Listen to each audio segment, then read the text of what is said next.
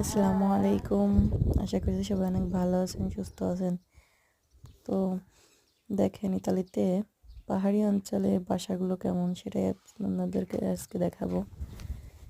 এখানে দেখতেছেন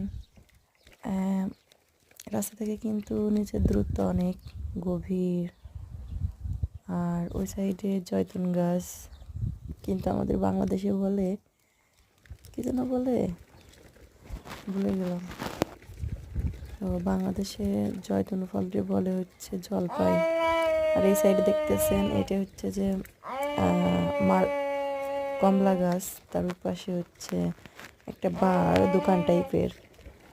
এর পাশে একটা বাসা, এটা কিন্তু জিওর বাসা।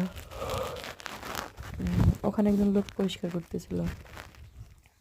এই যে সাইডে একটা বাসা, সুন্দর বাসা।